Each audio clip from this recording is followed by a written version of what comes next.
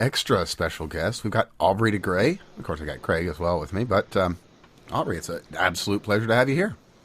Well, thank you for having me on the show.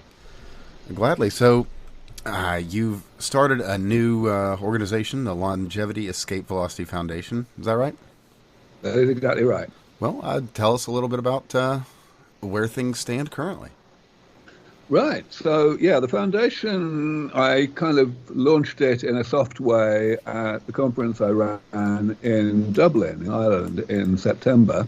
But back then, we didn't even have a name. So we're moving as fast as we can. We now definitely do have a name on the website, levf.org.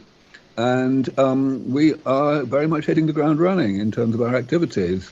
Our flagship project, which is to apply a combination of regenerative, rejuvenating therapies to mice that are already in middle age when we start the therapies. That's just starting out. I bought 1,000 mice about 2 weeks ago. Oh, interesting. And we will be applying 4 different therapies to these mice and seeing how much we can keep them, how long we can keep them alive and, of course, healthy. We'll be testing a wide variety of health span indications as well as measuring, of course, how long they live. I'm assuming these are unmodified mice.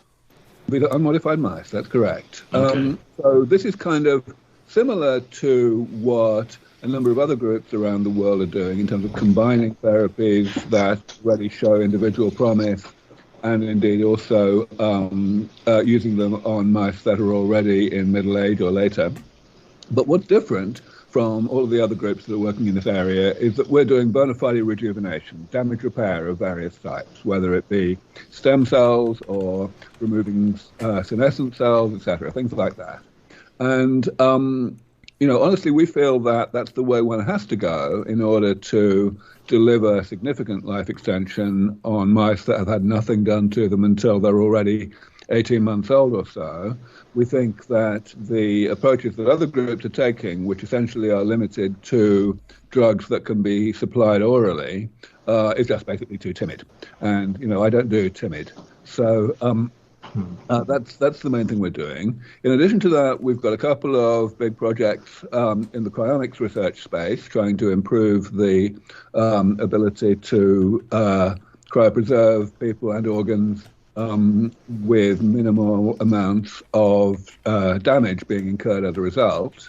And then on top of all that, we're doing a bunch of advocacy work. Obviously, we ran this conference in September. We'll be doing that every year. We'll be announcing the 2023 conference very soon. But we also are supporting 2 very important groups in the US focusing on advocacy. One of them is a lobbying group focused on influencing the direction of Congress in relation to aging, and the other is more of a grassroots organization, a kind of, I'm slightly frivolously describing it as the antidote to the AARP. Okay. So yeah, quite a variety. The sound of that. And I'm definitely keeping extremely busy.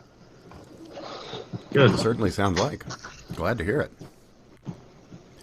So I guess the first thing to dive into is the mouse testing there, because that tracks with a lot of what I've thought is really the way to go. Attack the problem from multiple angles.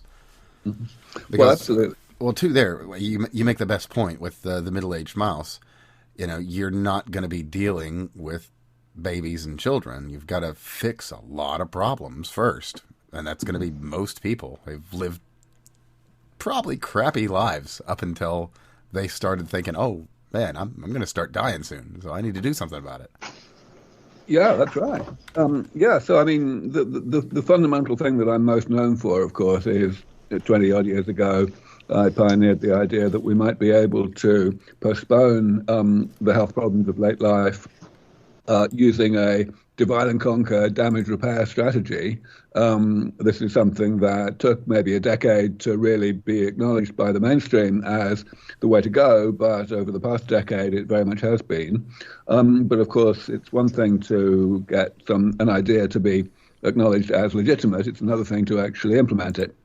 And so, progress definitely needs to be made here. of course, the individual component therapies are hard enough. And really, this is a point that we could not have really got to until now, because there haven't been enough individual regenerative therapies that have shown promise on their own to any extent, and thus which are likely good candidates for combining to get a bigger effect. The idea of putting these things together, of course, I always knew from the beginning that this was a technical challenge and also a rhetorical challenge. And so when I first put forward the concept of longevity escape velocity, which of course has now given its name to the new foundation, that was in about 2004. And it's the concept, of course, of postponing the health problems of late life faster than time is passing, so that people don't get biologically older at all as they get chronologically older. I recognized that we need to do the same thing in the laboratory first in order to achieve the right level of credibility for all of this. And that's why I also at the same time invented the term robust mouse rejuvenation, which is not defined in quite the same terms, but it's basically defined as taking mice that have maybe a year of life to go and doubling that at least with a whole bunch of things that you give to them starting at that point, which is basically what we are now, on a full throttle to make happen as soon as possible. I still very much strongly believe that when we do get there, the debate about whether aging is in fact amenable to medical intervention at all, as opposed to being basically like gravity, the way most people think about it, will be over, and not a moment too soon. I couldn't agree more. I mean, it is our lifelong foe, the greatest killer of mankind since time began. Well, it wasn't actually the greatest killer of mankind until a century or two, because of course, valid point. In ancient times, malaria, Evan. yeah, disease. My kids not even making it past a year, etc. Yeah, even in the wealthiest countries in the world, the diseases of infancy, tuberculosis, diphtheria, and so on, would kill literally more than 1/3 of babies before the age of 1. And yes, as you say, in the developing world, we still have a big problem with infectious diseases. The good news, though, is that even in the developing world, even in the poorest countries in the whole world, aging is now the number one problem. The average lifespan of every country in the world now is at least 50-something, which only became true less than a decade ago. And, of course, it's carrying on happening. The poorest countries are progressively catching up as they increasingly bring infectious diseases under control. Well, that's superb.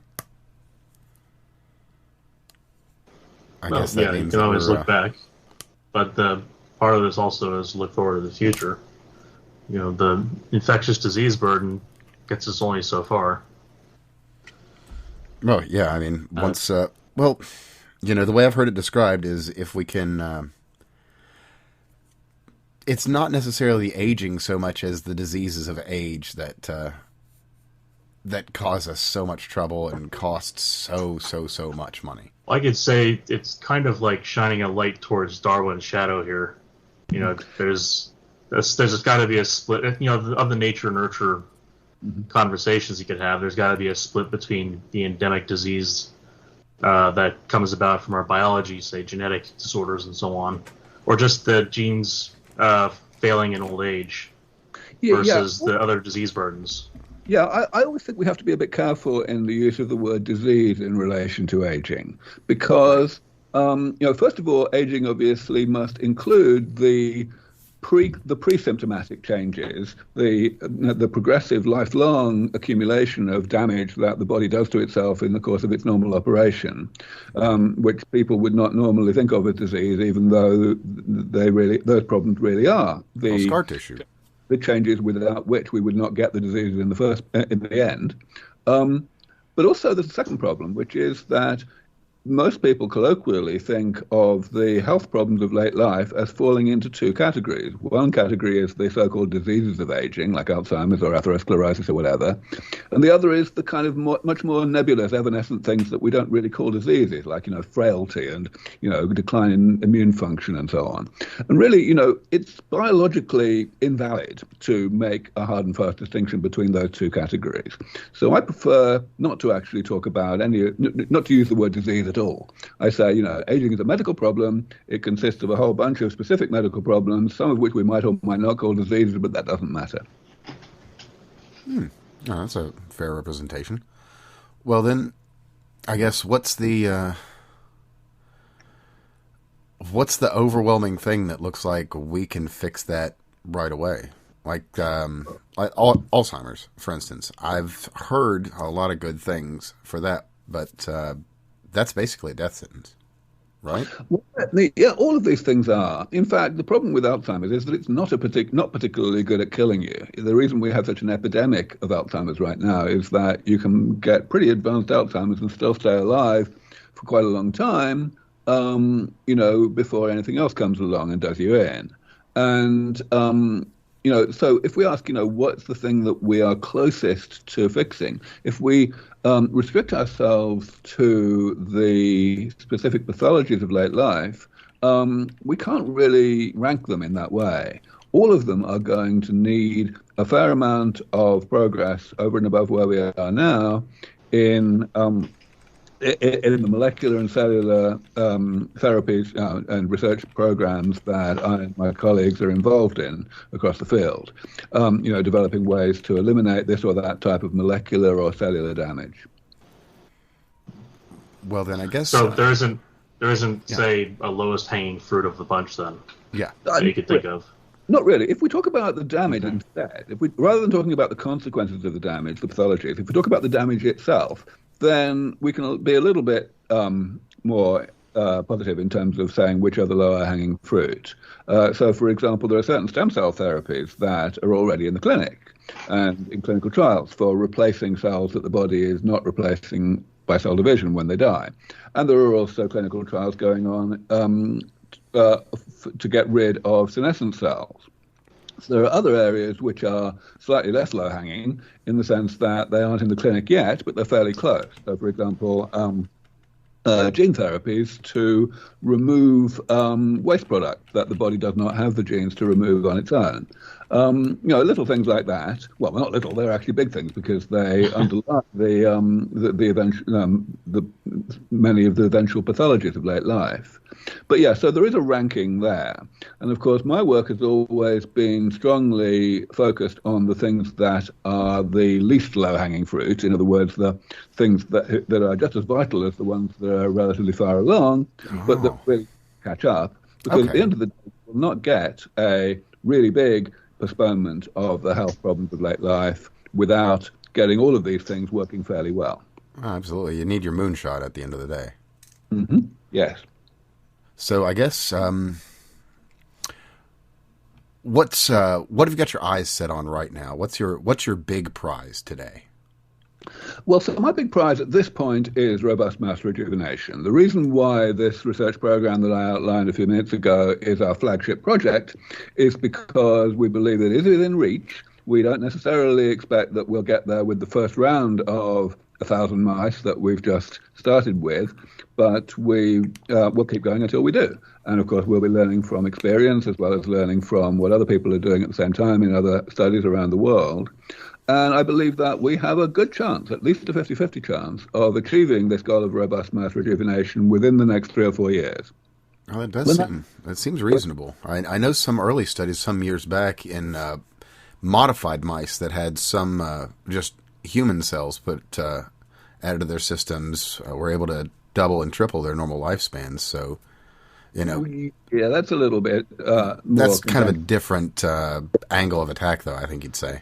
It also tends to be with mice that have something badly wrong with them in the first place, such that their control lifespan is very short. That's not what we're doing, of course. Oh, so on the scale factor of this is passing after round one. Do you even if it's not say a phase 2 or 3, Do you see a follow-up study being of a large enough scale to capture more nuanced details than, say, 1,000? Do you see something on the order of 10,000 or 20? That's probably not how we would do. Okay. We would scale things up. Okay. 1,000 mice is good enough to be able to test 4 or 5 interventions in combinations, Sure. and get accurate, statistically meaningful outcomes from that. From that, both in terms of lifespan and in terms of functional parameters, health span.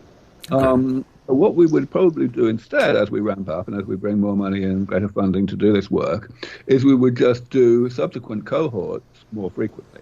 At this point, we're hoping that we'll be able to do a second round of this kind of thing with, of course, a different portfolio of interventions, starting maybe 9 months from now. But I could totally see a scenario in which a year or two from now, depending on how well things are going, we've ramped things up to the point where we're starting a new cohort every couple of months. Oh, that'd be excellent. Okay. Now, So you something definitely addressed the complexity factor that I was going after. There's so 4 or 5 interventions or 4 or 5 in combination is a reason. I think is a reasonable limit to go for. Sure. Yeah, basically got to figure out how you're going to actually interpret your results, especially if the experiment doesn't work. So, for example, in our initial first round, we're using 4 interventions, and we have 10 groups. We have a group a control group that's getting none of them. We've got a group that's getting all 4 of the interventions. I was just about to ask about that. But we've also got groups that are getting exactly 1 of the interventions, and we've also got groups that are getting 3 out of the 4. We're not bothering with 2 out of 4 because we figure that we can learn it from 1 and 3. And I presume there will be some overlap in those testing parameters amongst the further groups as you go along as well. Well, that's right. We're going to be giving all the groups the exact same tests. And, of course, everybody who isn't getting such and such a therapy for each of the 4, they're getting a control instead. So, for example, if you're injecting stem cells, then you do a sham injection, things like that. Okay. So, what's your first 4, if you can tell us? So the details are still just being ironed out in discussion with my colleagues in LEV Foundation, and also with the various people who need to supply us with various reagents, as well as the group that we're going to be doing the work with, which is a company that was actually a spin-out from my previous foundation. And I expect that we will finalize everything within the next week or so, because that's the time frame we want to. So the discussions are at fever pitch right now, to be honest. And I think it would be probably a disservice to these people if I were to spill too many beans right now. But as you will know as soon as anybody does. Oh, super. Well, I am incredibly curious to know and to see how it plays out. So, well, then, not going into specifics, what are some of the obviously stem cells? Because that basically anybody that's following any of this knows that that's one of the most promising fields. What are some other things that look promising? You've mentioned senescent cell removal. Well, right. I mean, the reason I can't go into too many specifics is because we do have quite a few different options for how to do this. For example, not all stem cells are the same. There have been promising results using mesenchymal stem cells. There have also been promising results using hematopoietic stem cells. Similarly, with elimination of senescent cells, there are various small molecules that have shown promise and been reported to do well. There's also been genetic approaches that have been taken to get rid of such things. And similarly, then, against, if you want to improve autophagy, for example, there are various drugs and various measures that have been used. So we are currently juggling a whole bunch of options for each of these kinds of approaches.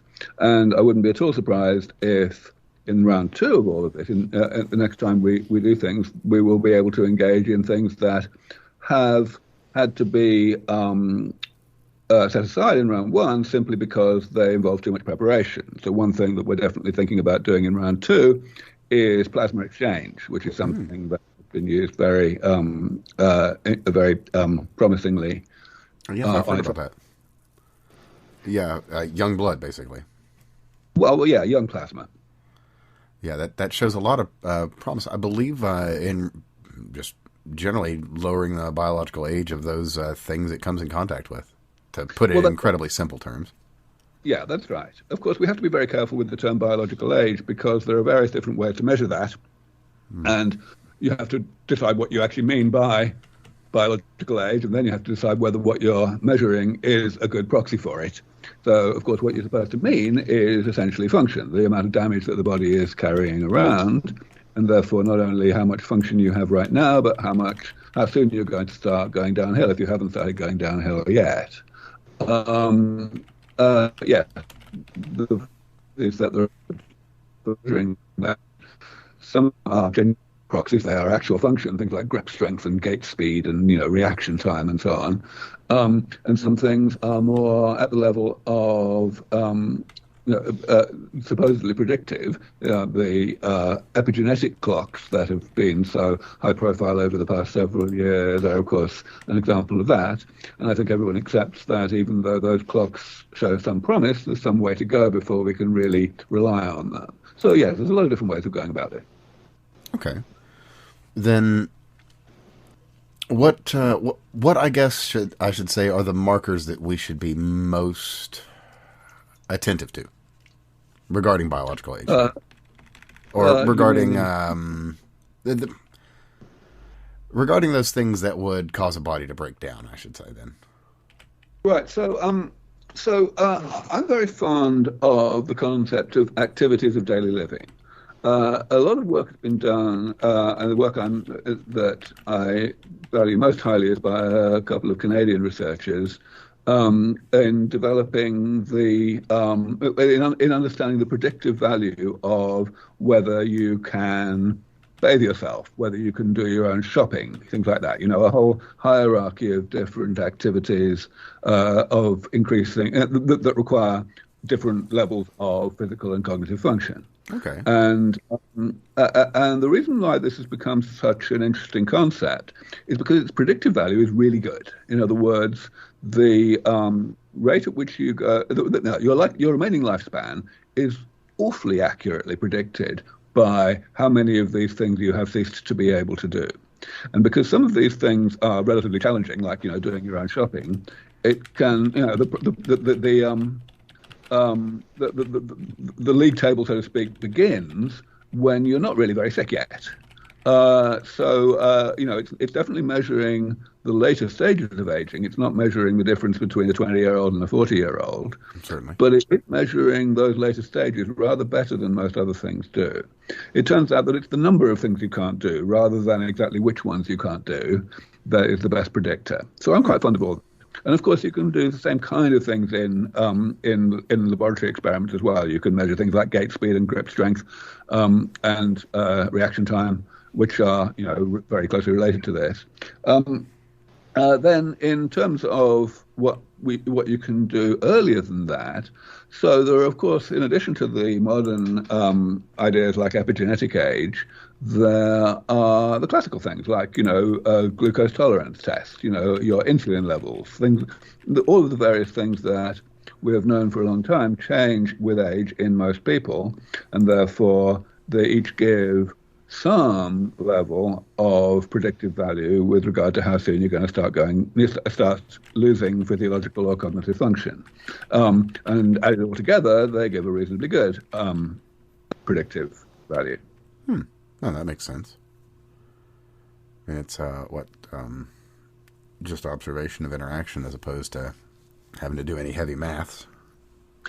Kind of, yeah. I mean, people do heavy maths on it anyway. But yes. Well, yeah, but I mean, that's what should I say? It's a bit more intuitive than. So I do have a critique on the idea of things you can't do, and it's soft. If anything, here is there some specialization among in literature for that? Yeah, because is there any paper on this specifically?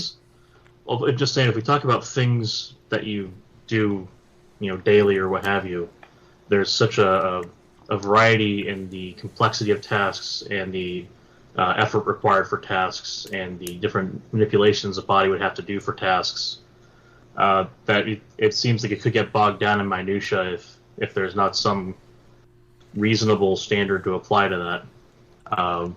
Like grabbing a doorknob to open it versus going to the store, which involves leaving the home, using a car, et cetera, or using some means of transport. Sure, yes. So I wouldn't go so far as to say there is standardization, no. That's why I mentioned that, like, there are certain research groups, and some of them have, strike me as doing better at this than others. But no, I mean, different people have different definitions, and different arguments for those definitions. So one doesn't really need a standard. One just has to have something that works fairly well. And of course, something that is that does not come out in those studies, but which I want to highlight, I always do, is simply the subjective aspect, paying attention to your body, deciding, how good you feel. If you feel young, you basically, that's a pretty good predictor of how young you actually are. But of course, it's very hard to be objective about that and to actually have a good feel for whether you are losing a function that you're only losing very, very slowly. You kind of get used to things too easily. No, that's absolutely true. It takes a very a practiced mind and body to notice some of these things. I also say the subjective approach seems to be also, itself subject to medical interventions that might mask or displace, say, signaling that you might otherwise notice, or obviously, if you're on a pain pill and you would have been limping because of pain, then you might not be. It's a blunt example, but it gets the job done. Yes, absolutely. Yeah, that's what I'm here for. I'm not the expert.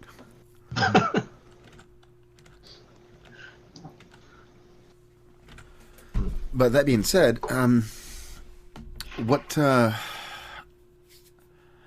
I guess with is there any aim to maybe standardize any of these kind of metrics so that there could be? I mean, the ones that are most quantitative are the ones for which we have the greatest hope of standardization. But like I say, standardization is not necessarily what you want. Well, that's understandable. Every body is different, and everyone's diet and medical care needs are slightly different. So, I mean, you couldn't really standardize completely. Well, yeah, and a lot of it is not even about the absolute value. So, I mean, a famous example, of course, is the case of PSA, prostate-specific antigen, in its predictive value for prostate cancer. It only became widely understood relatively recently that the thing you want to look at is not the actual level, the level that you measure of PSA, but rather the rate at which that level is increasing over, let's say, a period of a year. Okay. It turns out to be a much better predictor. And you wouldn't have guessed that, right? Oh, well, that's fair. I'd also have trouble convincing people to subject themselves to the kind of testing you'd need to get that kind of data. In a typical year, many people don't even bother with an annual blood test for routine things. Yeah, you're coming to a very important point there, because at the moment, at the end of the day, people, first of all, they don't really want to think about the bad things that might happen to them in the future. And second of all, they don't really know what they would do with the knowledge of some particular level of time frame for getting some kind of bad illness, because they don't know how that would be addressed. And over time that's got to change, and it will change, because over time we'll first of all get better at addressing these various pathologies of late life, and secondly we will get better at addressing them preemptively, preventatively, and people will get more and more used to the fact that that's the best bet for stopping them from ever happening. This is something that, you can call it just educating the general public, but it's more than educating, because there's such an emotional component to it as well.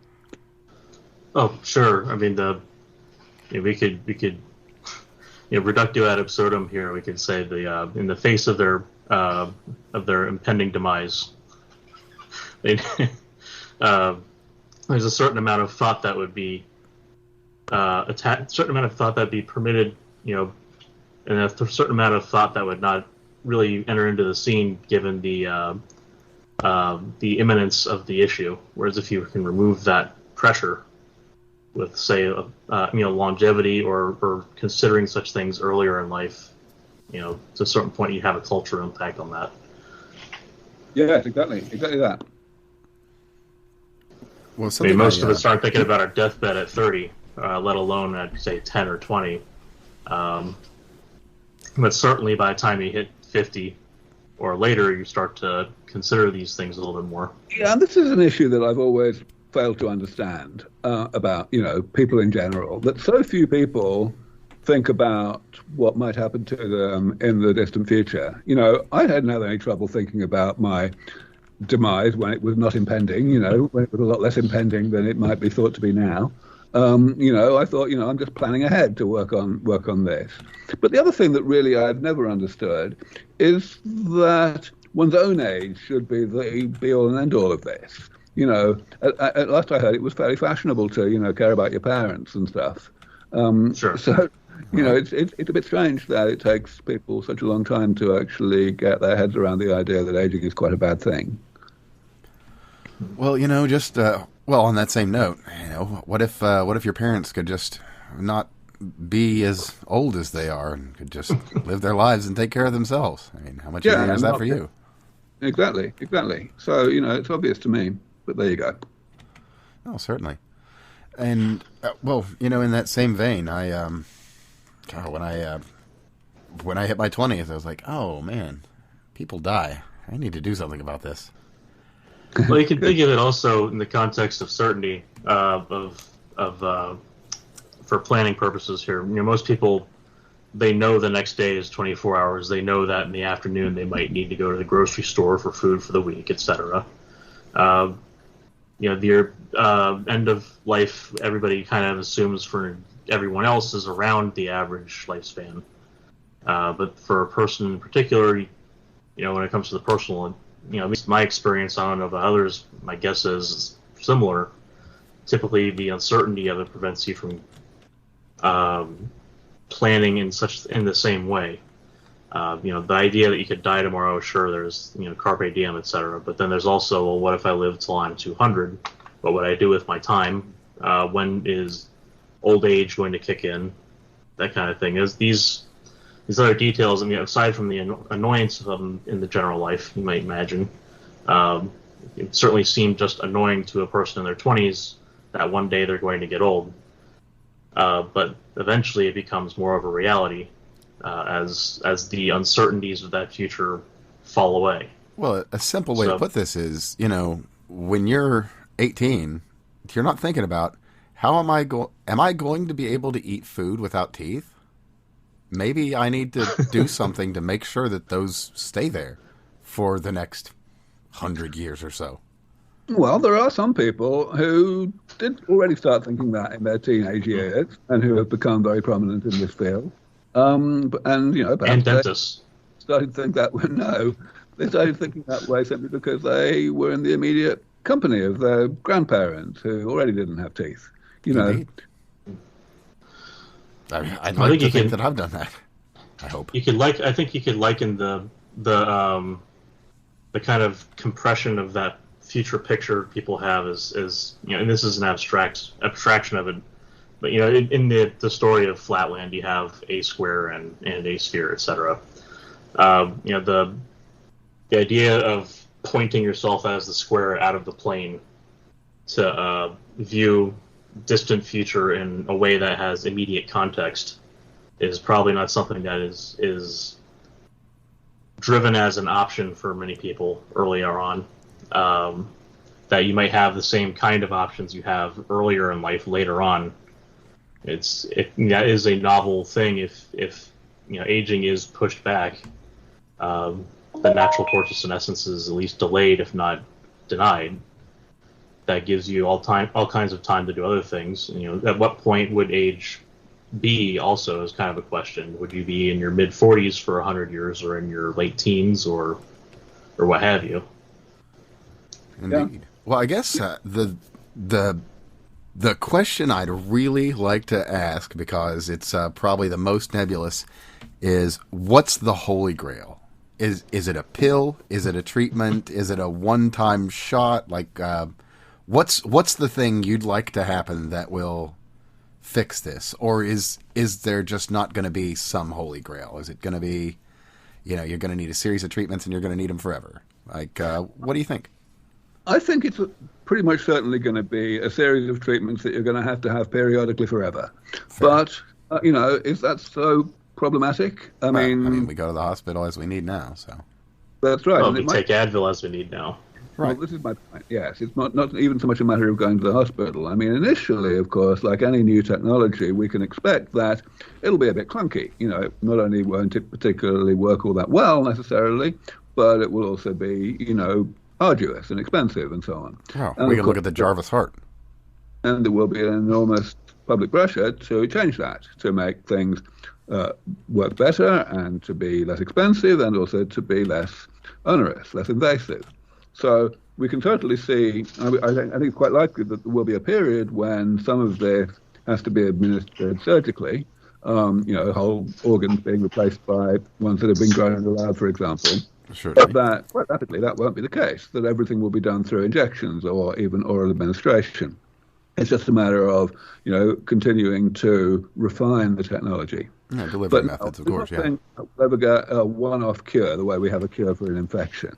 It'll be much more like what we have with vintage cars. With any car that has remained functional for a lot longer than it was designed to. Of course, vintage cars, they're 100 years old. They were designed to last like 10 or 15 years at the outside. And the reason they're working so well is preventative maintenance. But it has to be done every so often.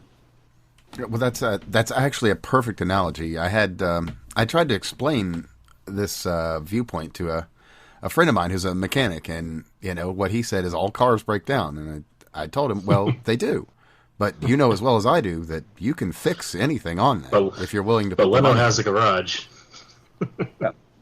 Yeah. If something rusts out, well, just put in some new metal or spray on some metal over the rust and. Fill it back in. You can fix a car and make it run forever if you really want to. There's nothing stopping you from looking at the human body as just a machine that needs to be fixed and repaired over time. Exactly that. Yeah. People have trouble with that analogy. They think it's oversimplistic, but it really isn't. It's a perfectly good analogy. Yeah. Your body is a machine that carries you about, It's complicated, keep it up. Of course, that car, quite. Man machine, but that's just a difference of degree. It only explains why we can't do it yet for the human body, where we can do it for a car. And similarly, people say, well, wait a minute, the human body already has all this arsenal of inbuilt self-repair machinery. So, it's not like a machine at all. But that misses the point as well, because the existence of all of that inbuilt automatic self-repair machinery that makes our job easier as medics. Oh, it certainly does. All we have to do is fill in the gaps, the things that the body does not have built-in machinery to repair. Absolutely. Well, it also begs a question, which is why does that machinery fail? Well, it doesn't exactly. Because that would be an aging issue. Well, I mean, just in a more colloquial sense here, I could say, well, if we have all this fancy machinery to do the self-repairs, why doesn't that achieve sufficient self-repair? Right, it's because it's incomplete from the beginning. So, I mean, I like to give an explicit example of this that's pretty easy to understand. The etiology of atherosclerosis, so heart disease, of course, the main number one killer in the Western world. What actually happens there is that there are cells, a type of white blood cell called a macrophage, and you've got a lot of these cells basically they've invaded the walls of our major arteries for a good reason. They are there to mop up detritus that is sitting in the artery wall. And nearly all of that detritus consists of cholesterol. Now, the macrophage is set up to process that cholesterol perfectly well forever and to eventually chuck it out and recycle it, and that's great. But unfortunately, a small amount of what the macrophage engulfs and tries to process is other molecules, in particular oxidized derivatives of cholesterol, which the macrophage does not have the ability to process. And I'm talking about a perfectly healthy, youthful macrophage. Already, genetically, it doesn't have the ability to do this. So that stuff accumulates slowly but surely in the macrophage, and the eventual result is that the macrophage can't do what it used to be able to do perfectly well, processing normal cholesterol. And that's why you get atherosclerotic plaques, which eventually kill us. So yes, it is a sequence of events, and part of it does involve the loss of the ability to do something that you could do in youth, but that arises from the inability, even in youth, to do other things. Well, that begs the question then: how would one address such an issue? I mean, this isn't something these are designed to deal with. So how would we deal with it? So let's use that specific example because we've made quite a lot of progress in that area. Indeed, we have.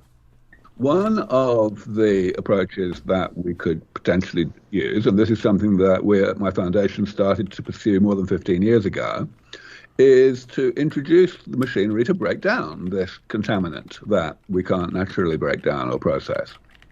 And what machinery would that be? Well, we look in the natural world. In particular, we look at bacteria and fungi, and we find species that are able to break this stuff down, even though we can't. And of course, then we can find the genes that encode the enzymes that do that breaking down, and we simply incorporate those genes into the genome of the human cell so as to allow that human cell to have an augmented ability to break things down, to break down things that it couldn't normally do. That involves gene therapy, which is ambitious, but it's not out of the question. And indeed, that is a way forward that we've already used in another case in aging, which is macular degeneration. Turns out that gene therapy is a good deal easier to do in the eye than it is elsewhere. And because basically there's no immune system in the eye. That's the main reason. Oh, fair enough. Okay. And so this has worked well enough that it's now being sold to big pharma. It was developed initially in my foundation and then in a company that we spun out, and it's gone rather well. But that's not the only way we can address this. Another approach is to help the affected cell to export and excrete the offending material. And we've also had success in that area. Another project that we originated in my foundation, which has been spun out also into a startup company, is to use a very well-known and safe drug called cyclodextrin, modified in a clever new way, go in and essentially just sequester this oxidized cholesterol and remove it from the cell so that it can then be excreted through the kidney or the liver, and the macrophage suddenly is no longer... well, yeah, you basically change the oil on the macrophage. This is right. So I have an interesting connection here between that and the everyday home life. And that is that cyclodextrin is the active ingredient in Febreze. Huh. Yeah. So the aerosol that is sprayed out, it's water droplets. There's little bits of cyclodextrin with a bit of a tail hanging on it, so that it'll be heavy enough to have a good settling velocity in air. And those odor molecules typically will have a tail end that will fit conveniently through the middle of the cyclodextrin, and it'll very happily attach to it and pull it right out of the air and onto the ground. That's right. So I don't know if that was in all what inspired the research or not. Not but really. It's just an interesting connection. Okay, I hope not. Well, that's fascinating. As a matter of fact, I might even have to mention that to my mom. She has a mild case of macular degeneration. So, well, don't let her inhale any of the Febreze. No. Much like we have, much like we mentioned when what was that? Heal Light and that other hydrogen peroxide therapy were mentioned. Listen, don't go breathing hydrogen peroxide or swallowing UV lights. So leave that to the testing people. And also, don't confuse the two things. The cyclodextrin thing was for atherosclerosis. The gene therapy thing was for macular degeneration. Sure. So, well, actually, those are both incredibly promising sounding. Well, they're promising enough that we were able to spin them out of startup companies with investment. Investors tend to want to make money eventually, so right. Means we're not the only people who think these things are promising. Not every investor is an angel. No, indeed they aren't. Now, you had also you'd mentioned cryonics. Yeah. And what? How exactly are you and your foundation working in that field? Well, okay, so the main area that we're working on in cryonics is we are rebooting some work that was done a few years ago by a company that was led by someone who had previously been my chief operating officer at my foundation. Okay. So her name is Tanya Jones. She started this company. It basically struggled to get enough seed funding, but we're rebooting it. And the goal of the company is to develop a new method for cryopreservation of solid organs, including obviously eventually bones, that will very, very, very greatly reduce the amount of damage that is done by the cryopreservation process.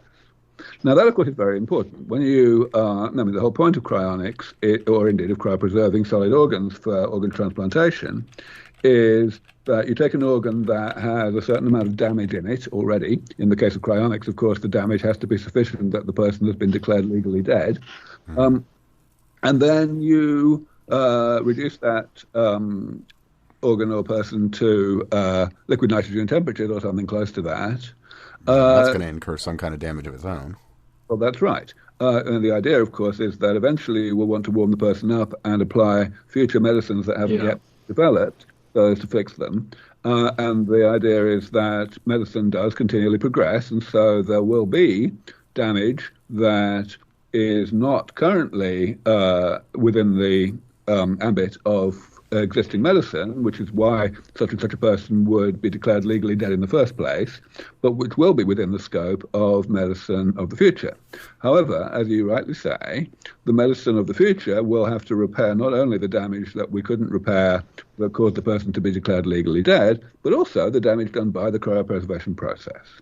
Now, in the early days of cryonics, until about 25 years ago, that was a complete non-starter. Basically, you would have so much crystallization of the tissue you're bursting cells.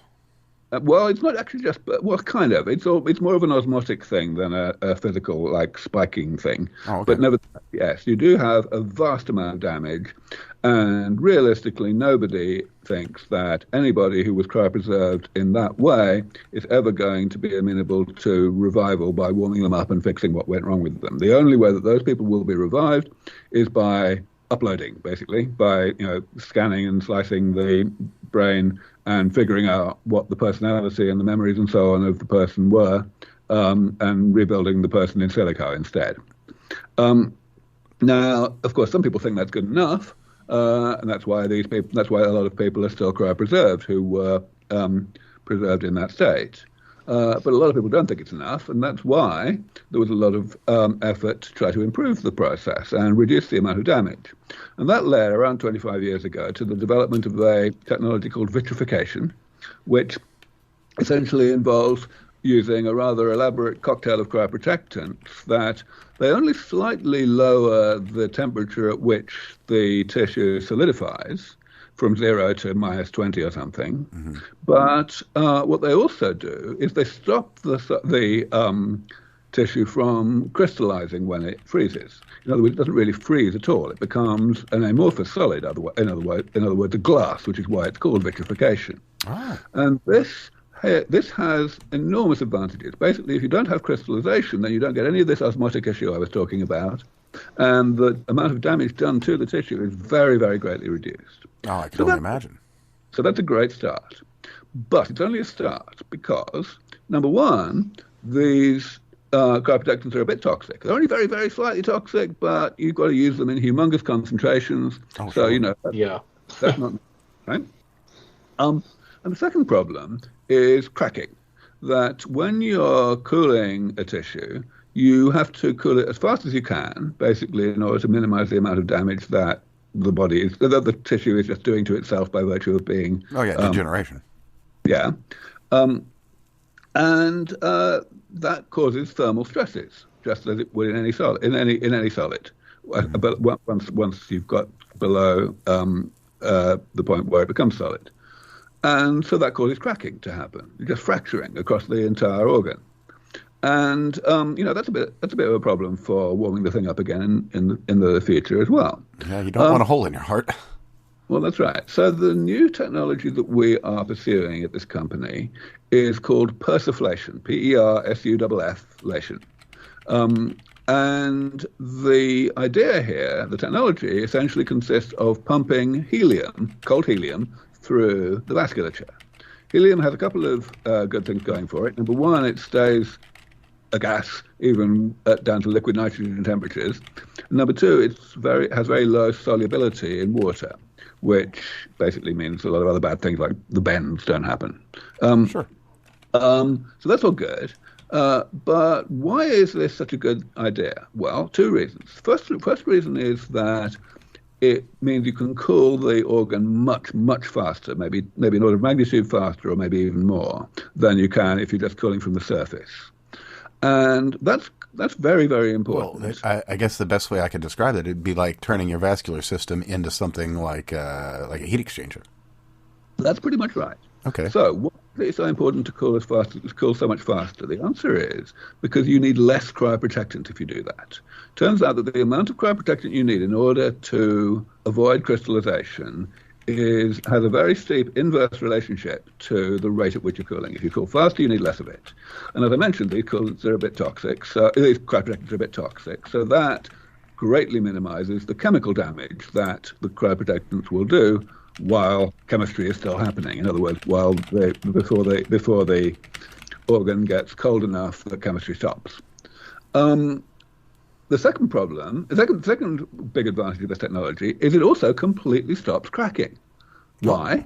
Simply because cracks start somewhere. They have a point where they start and then they propagate from that point. And cracks simply do not propagate through bubbles.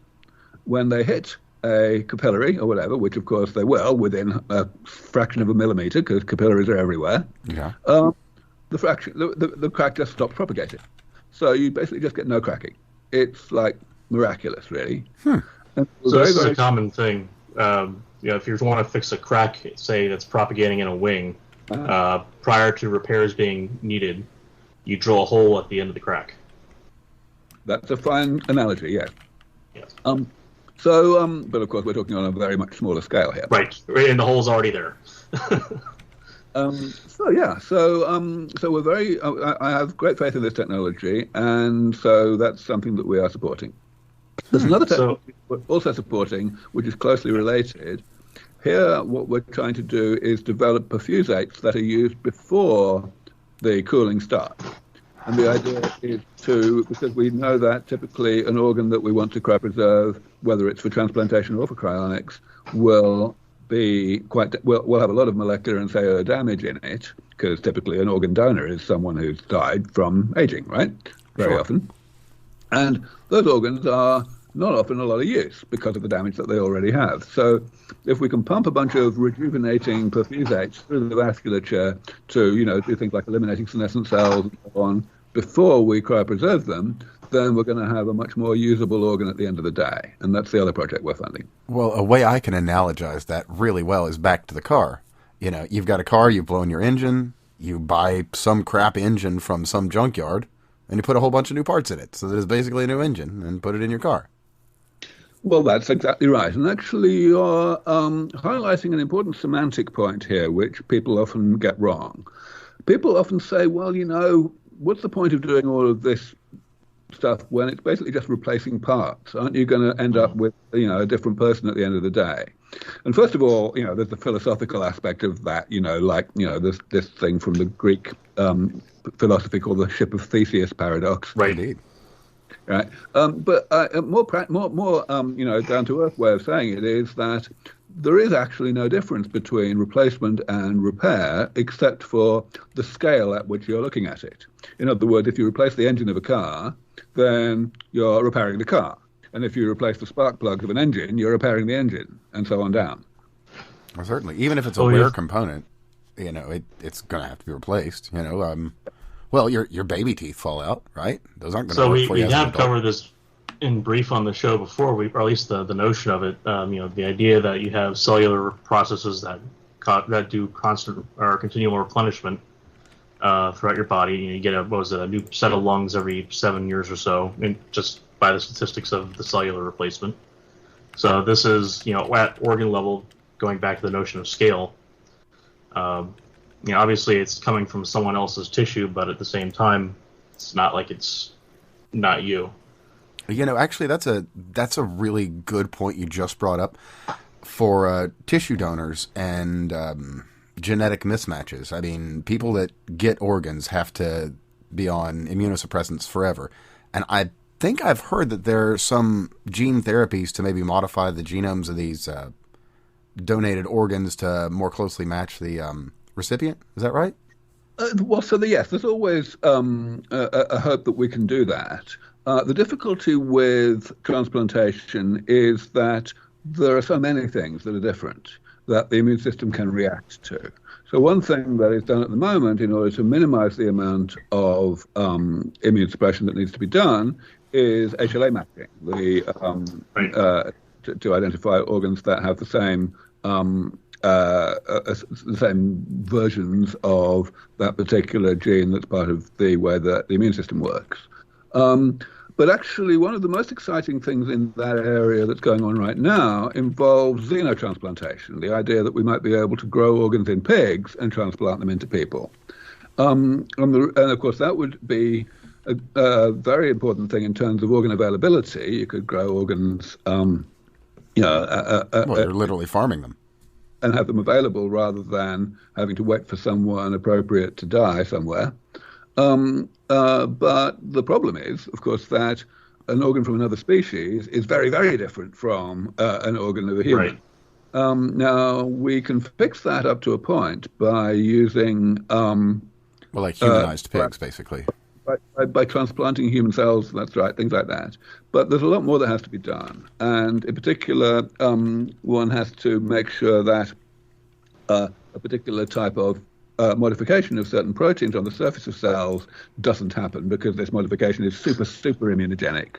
Right. That was the first step that was done in this area some years ago now, and people have been taking it from there. And also they've been, modifying pigs so that they don't have viruses that might end up getting into the cells of the organ that's going to be transplanted, and so on. So it's a big area. It's definitely got promise. I'm not sure it's the future of organ transplantation, and certainly if we can get this whole persiflation thing going really well, then one can imagine a scenario in which you have large banks of human organs, which were only obtained when people died, but they didn't have to have died yesterday anymore. They could have died any time, and indeed anywhere in the world rather than nearby. Now we have the third option, of course, which is only recent, and that is 3D printed organs built off of your own genetic profile. Mm-hmm. Yeah, so that's definitely an important idea. And the first foundation that I co-founded, the Methuselah Foundation, had the distinction of being the very first investor in the first company that really took that forward. The company was called Organovo, and it's still very much going. The whole idea of 3D printing of organs is definitely something that has a future. Some organs it's going to be easier than others. An organ like the heart, probably not going to work, simply because the mechanical stresses, the sheer the mechanical strength of the bonds between cells and so on may not be possible in the context of something that has so much muscle in it. But if we're talking about the liver, or possibly even the kidney, which is a much more complicated organ structurally, then very much that's a real research area that has promise. I see. So I guess a heart would be something you'd really need to grow from nothing or inside of something. It's a little too complex. Well, a heart. So I can speak to this one. The heart, the best model cases that have actually been even partly successful, and this is in, I believe it was the last attempt was in pig studies. Basically, the way you work with those is you end up using a 3D printer to do the seeding of a decellularized scaffolding. Right? Well, you don't build the matrix; you decellularize the matrix from a donor. Yeah, you took that out of my mouth. I was about to mention that because definitely that is just, and it's also a very promising area. That's the happy medium. And indeed, the heart was the organ in which this was first developed by Doris Taylor, who was in Minnesota at the time. She was able to develop a cocktail of basically acids that could dissolve all of the cells in a solid organ, such as the heart, without damaging the extracellular matrix, the lattice of collagen and elastin and so on that hold the thing together. And then, yes, as you say, the idea is to take stem cells, perhaps autologous stem cells, in other words, stem cells created from the person that you're eventually intending to give the organ back to, and to reseed this scaffold. It has, of course, turned out to be a lot easier said than done. Turns out to be quite difficult to get the cells to migrate far enough into the scaffold to really repopulate it properly. But there's still very good progress being made. This is a technology that is very much, being researched. Now, one of the other larger issues that I know that has been present with that technique has been getting the type of differentiation you want in the positions you want.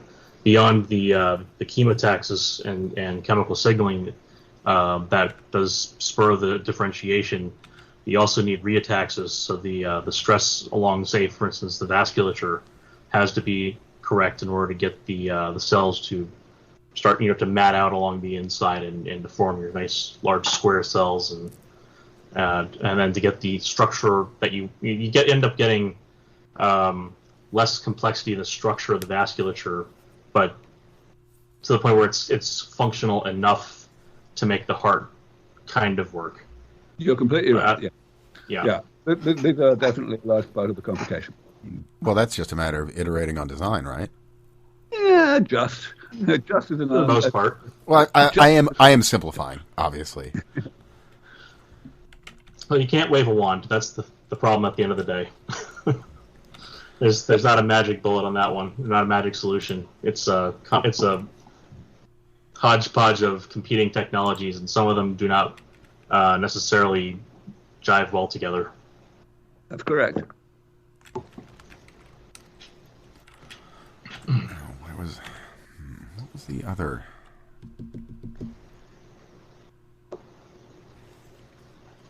Well, I was wondering I was thinking that there was a technology that did that 3D printed those scaffoldings. So the scaffolding, if you 3D print it, it doesn't have the same matrix character of the original organ. So some of the longer range. Oh, okay. I think I understand. So tell me if my analogy is truly a three-dimensional long-range connectivity that you have to match, and you don't get that by printing out layers. Okay. So let me throw out an analogy. Tell me if I'm wrong here, because I want to try and make this good for the folks that are as simple and simpler than myself to understand. Much like a 3D print, as opposed to a milled piece of the same material, or an injection molded piece of the same material, the bonds are not the same. Like you might have something that is though it is a whole, it's not bonded as well as would be the injection molded piece or the grown piece. Not the same as the correct limitation on that analogy.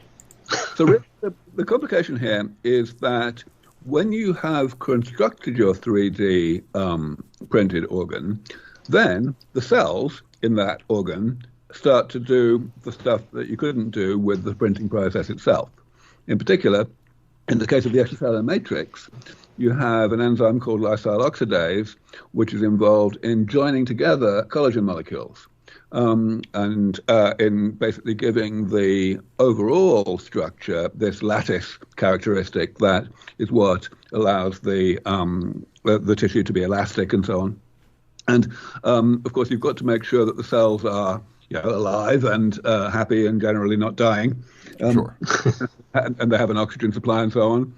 But if that's all true, if they're healthy, then they set about repairing their own environment and making it, more like what they were expecting. Well, then I guess it sounds like the technology just isn't mature enough for that to be a solution, but that it very well might be.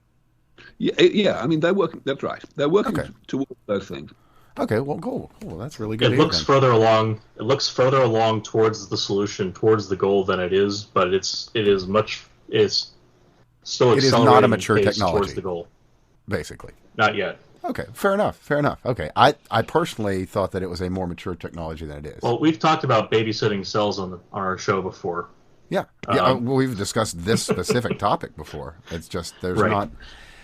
I don't find a lot of data on it, unfortunately, for such a promising technology, which is really unfortunate.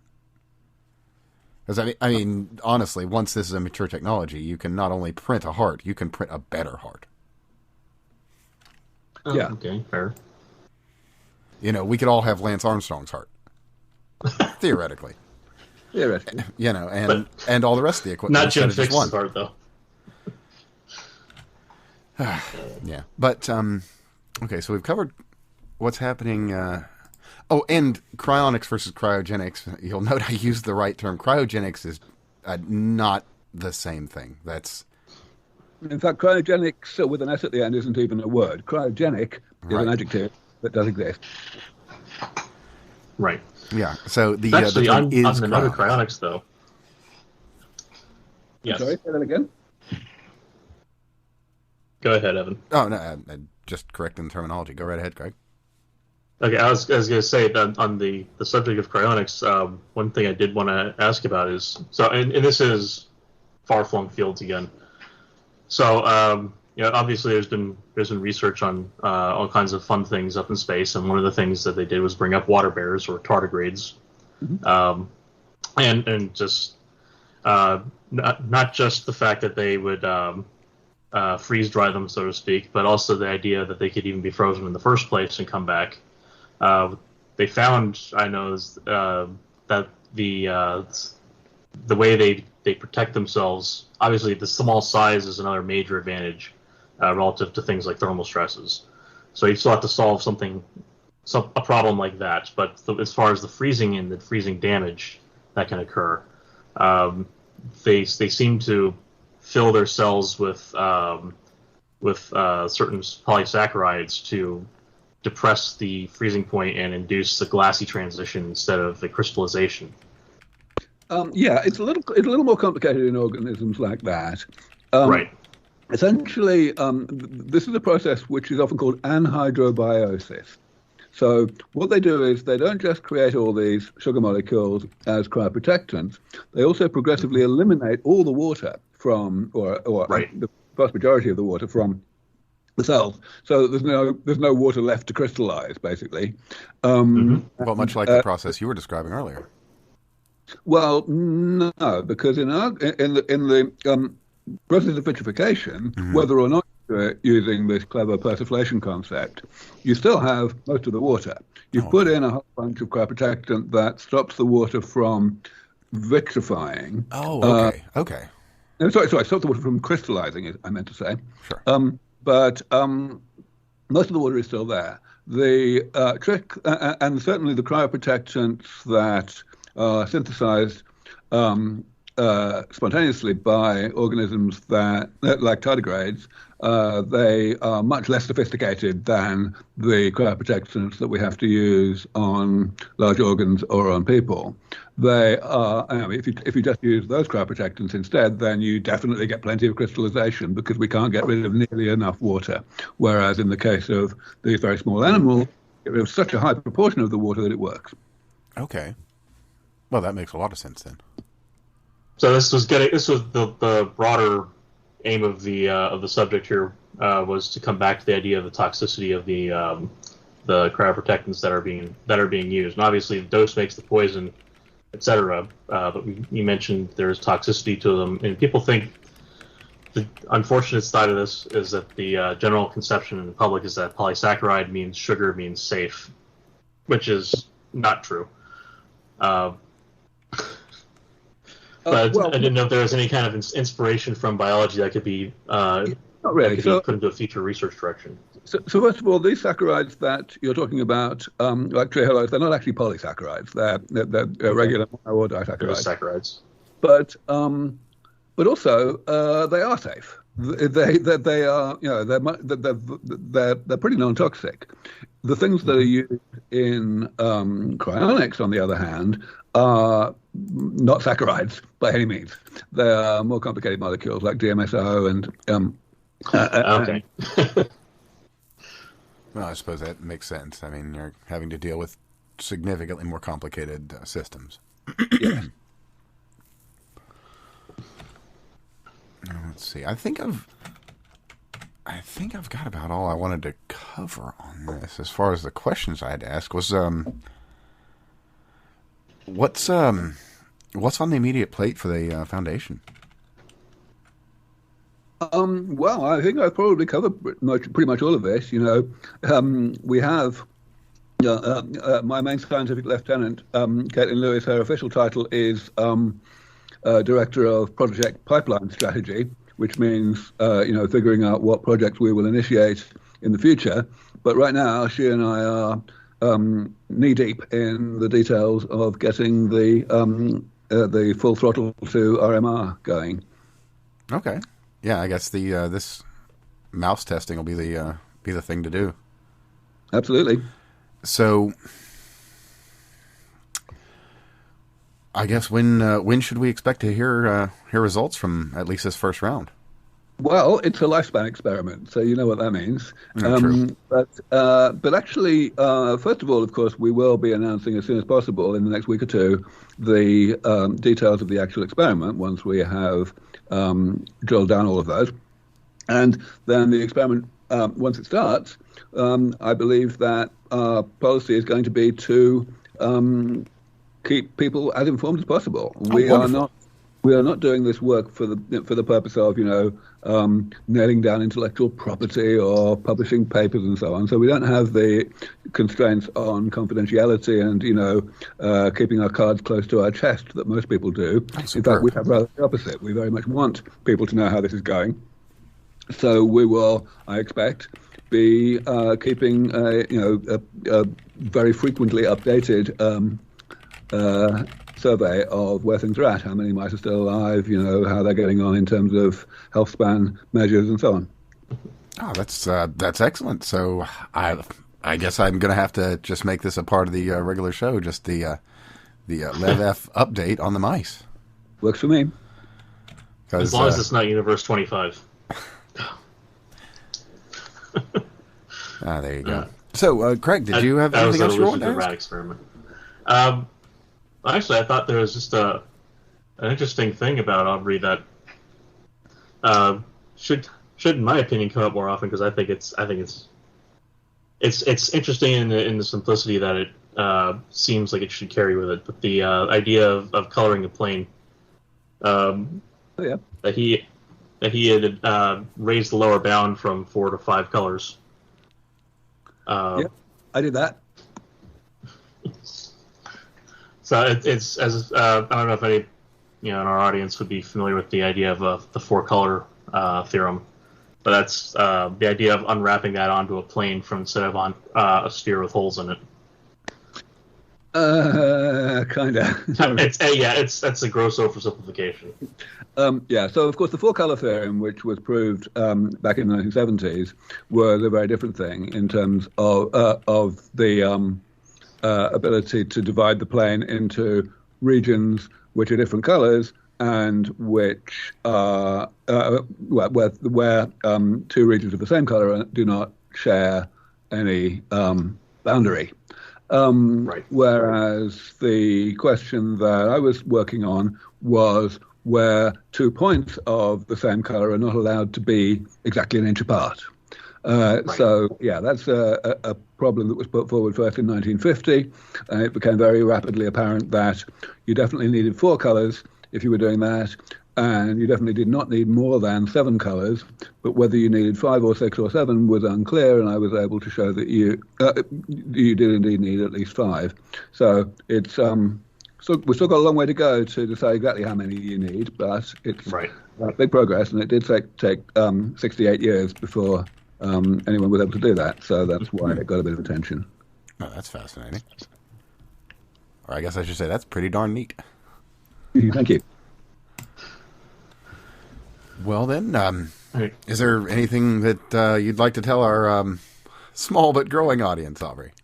Oh, sure. I mean, I'd like to tell your audience to please go to our website, levf.org, Longevity Escape Velocity Foundation. It's very much a work in progress because we've only just started, and so there's not all that much information there about the various projects we're doing, really only the same kinds of stuff that I've told you today.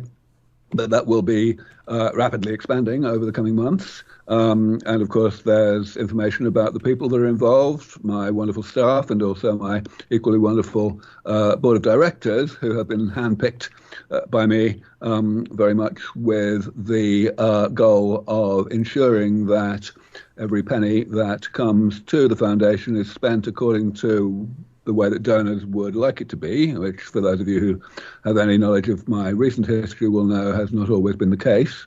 And of course, there's also a big donate page. Yeah, I'll be happy to link that below for anybody that's listening to this on any of the various things.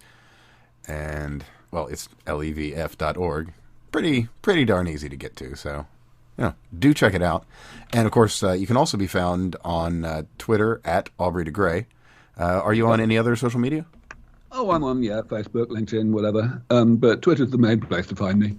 Okay, superb. And pretty much the same for us as well. You can find me at that fake guy dad. You can find Craig at CraigBob99.